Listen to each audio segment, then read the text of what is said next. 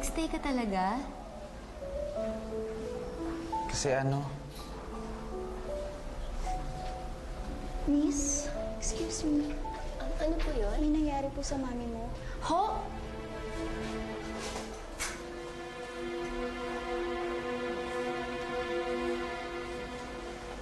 Kasi ang lambot ng buhok mo. Ang bango ng hininga mo. Kasi...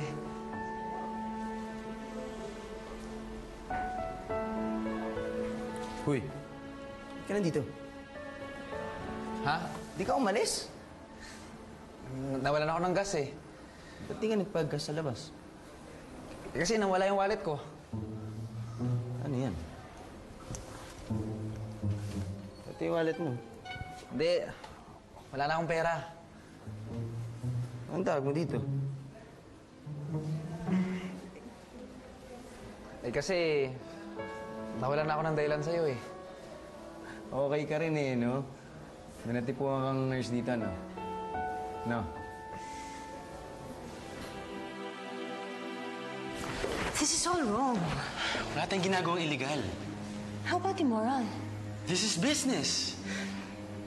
Hindi naman pwedeng palagi na lang business ang pag-iiralin ninyo.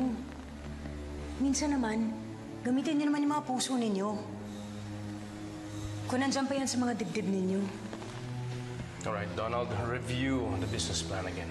Mark! Okay, bilhin na natin ang Tuwasong Bank.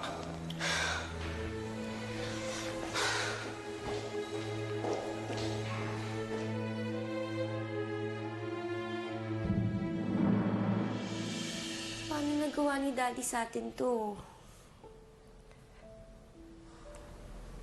Candice, pinoprotektahan lang tayo ni Daddy. Candice, naaalala mo ba yung naghatid sa'yo? Nung gabing binaril si Daddy.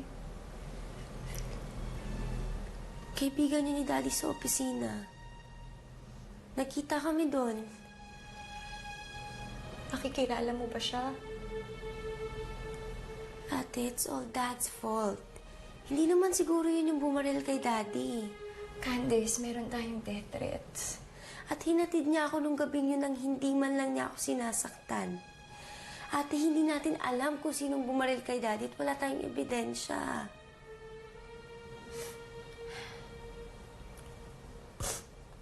Kasalanan lahat ni Daddy to. Candice, huwag mong sisihin si Daddy. Pinotektahan lang niya tayo dahil mahal niya tayo. Mali yung paraan niya, pero tayo lang ang iniisip niya. Mahal ka ni Daddy, huwag mong isipin yan. Paano na tayo ngayon?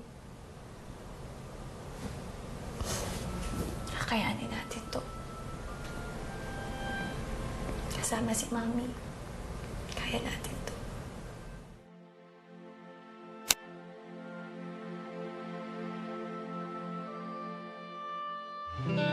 So, sino nga yung nurse na yan? Candice, pare. Saka hindi siya nurse. May pasyente rin siya doon, mami niya. O, ba't di mo balikan? Baka mawala pa yun. Pare, naniniwala ka ba sa fate? Ako naniniwala ako sa fate, pero sa pagkakatanda ko, ikaw yung hindi. Fate to, pare. 3 beses na kami nagkikita. Ay, hindi, 4 pala. Saka iba-ibang lugar. May frap, may putik, may take-out dinner, may pasyente. Ano ibig sabihin nun? Ewan ko sa'yo, baka tinamaan ka na dyan. Talaga! Pare, makikita mo pangalan niya sa puso ko. Straight from the heart. Ganito gawin mo, ha? Kumuha ka ng tinapay. Tapos yung tinapay, lagyan mo ng keso sa loob. Tapos pagkalagyan mo, sumalgan mo sa mukha mong ganun. Pare, minsan lang to. Ngayon lang talaga ako nakaramdam ng ganito. Hindi ako pwedeng bumitaw. Pag bumitaw ako, malulunod ako. Tulungan mo naman ako, pare. Mababaliw ako. Hoy, mababaliw daw siya. Ganito gawin, ganito mangyayari. Pag nabaliw ka, meron kayong bagong pupuntahan na lugar. Magkikita kayo ngayon sa mental. Di mas maganda. Walang biro, pare. She's the right girl for me. Nakatakda to. Sige nga, sabihin mo nga yan sa harap ni Shirley. Hi, boys. Hi, Shirley. Paul, you have something to say to me? Oo, Shirley. Umuwi ka na. I have nothing to say to you. May mahal na akong iba. What? Bring me the head of that woman! 1, 2, 3, 4. Kaya mo yan, Mami. Ayoko nang umalis dito. Mami, uwi na tayo. Magsisimula pa ng panibagong buhay. Si Antonio. Asan si Antonio? Mami, wala na si Daddy. Kami na lang po ang nandito. Tayong tatlo. Andito kami para sa'yo. Hindi ko kaya. Mami, kaya mo yan, Mami. Mami, andito po kami ni Candice. Tayong tatlo na lang. Wala na si Daddy. Andito kami para sa'yo.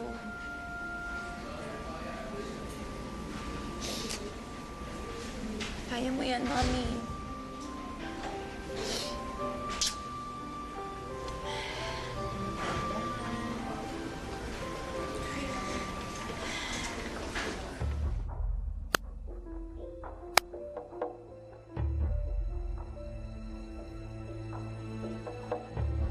Donald.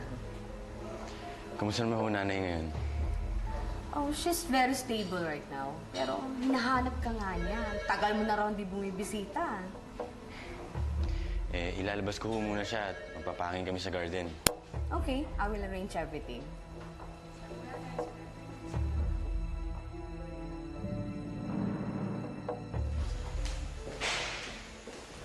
Di ba meron kayong board meeting ngayon? Paano mo naman nalaman to? Bilib naman talaga ako sa research mo.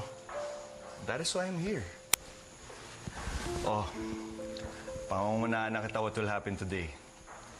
Ngayong wala na si Antonio, isusulong ko agad on top of the agenda ang sale ng Tuazon Rural Bank sa Rojas Group of Companies. Wow. And how are you gonna do that? Ako ang uupo sa board bilang SVP. Paano naman yung anak nila, si Andrea Tuazon? What about her? What about her? Dave, just go back to your rural bank. Si Andrea pupunta sa meeting. Siya ang papanggap na chairman of the board. What? Sino ang nagsabi sa'yo niyan? Research.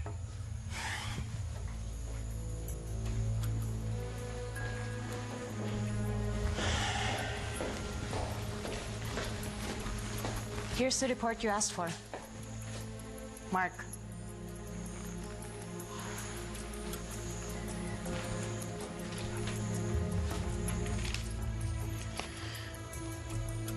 $20 million loan. Nabayaran ka agad. Paano nangyari to? That's just it. Parang binara na lang yung utang ni Dave kay Nerissa Borlasa. The loan shark? Information trade.